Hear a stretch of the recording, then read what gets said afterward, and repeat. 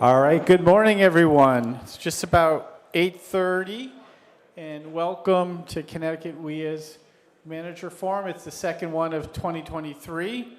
I'm Ted Donoghue. I'm the chair of the Operators Committee, and I want to thank my committee for helping get this going, as well as the Planning Committee of Connecticut WIA. So we have a good agenda for today, and basically we're going to have some opening remarks from Jeff Lemay, our president. So Jeff, come on up.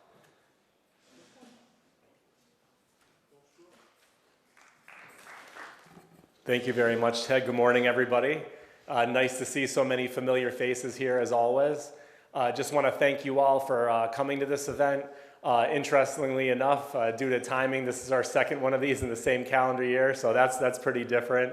But anyway, we really appreciate the attendance. We appreciate our sponsors, as always. We've got Connecticut DEEP here. Always fantastic to have them, and we certainly appreciate your presence here. And anyway, I'll get right into it. Connecticut WIA has become a really big success, and that's due to all of you.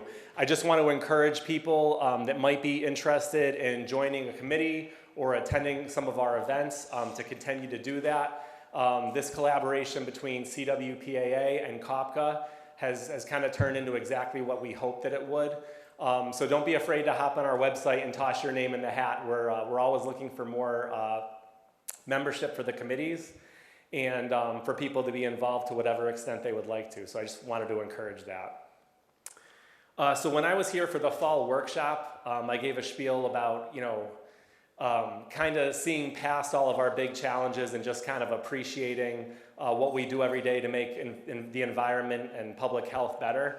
I'm not going to be a Debbie Downer, but I do want to kind of kick it back to some of those issues real quick, because there are some things coming up, and I know that for some people, workshops and events like these are the only real opportunity some people have to kind of hear about what's going on. So there are just a few things to note while I had an opportunity to get up here and speak that I wanted to make everybody aware of. So one thing PFAS related, and some of you may have seen this kicked around. So Senator Loomis, I'm not sure if I'm pronouncing his name right, is a Republican from Wyoming, along with other Republican colleagues in the Senate, introduced the Water Systems PFAS Liability Protection Act, which is a legislation exempting water sector utilities from CERCLA PFAS liability. And there's a lot of environmental, non-governmental groups right now that are opposed to this and that are asking Democratic representatives to oppose this. You might have seen there was a WEF call to action. I think that we blasted it out. And it's just an easy opportunity for people to weigh in on their thoughts and feelings on this kind of thing. Obviously, the water and wastewater utilities, we're not the ones generating PFAS. We understand that we have a role in helping make people aware of this and in dealing with what's coming our way. But this exemption is a pretty important thing. So I just wanted to point that out and make people aware of it and urge people to make your voice heard, if it's one way or the other, to make your voice heard when you have an opportunity to. Another thing they might see being kicked around, there's a Massachusetts Senate Bill 2053, an act establishing a moratorium on the procurement of structures or activities generating PFAS emissions. I haven't dug too far into this bill. Obviously, Massachusetts is a very close neighbor of ours. But what it looks like at face value is that there's potential severe impact, not just for new facilities like incinerators that might be helping to deal with our biosolids, but might also limit some of the upgrades that could be made to existing facilities. If it's something that's occurring in Massachusetts, it may be something that's occurring in Connecticut. Just something that's getting kicked around right now, but I just want everybody to pay attention to this kind of stuff. These are some of the things that we've kind of been concerned with as the PFAS stuff has been coming along. As we all know, yes, PFAS is an issue. Biosolids is also a major issue. And if we have less and less options on how to get rid of it, that's something that's going to severely impact all of us.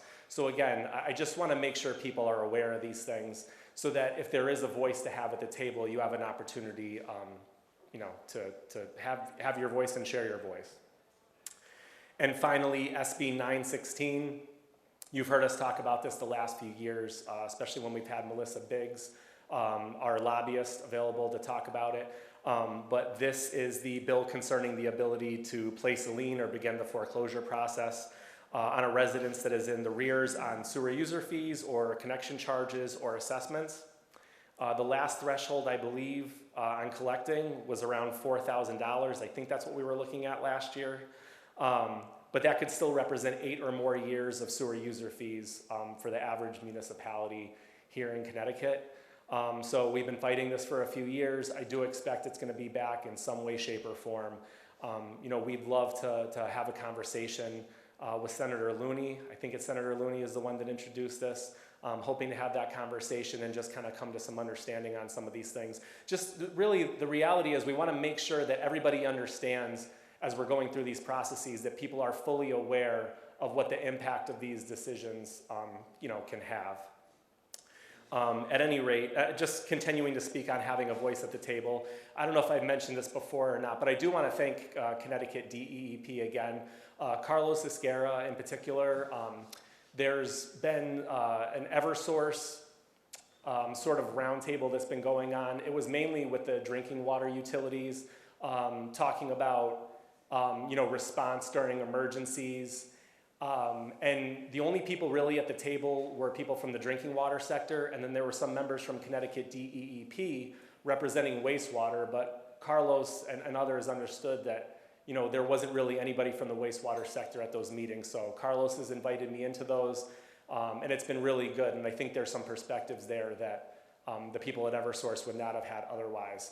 So again, an opportunity to sit at the table, have your voice heard.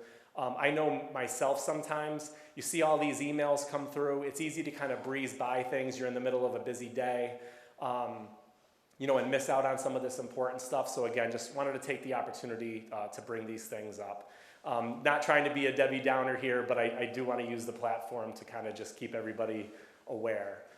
So with all that being said, there's a great slate today, a great agenda, as there always is at the Managers Forum. We want to thank the AquaTurf. They always do a fantastic job. We can all look forward to a great lunch here today. It's always nice to network with each other.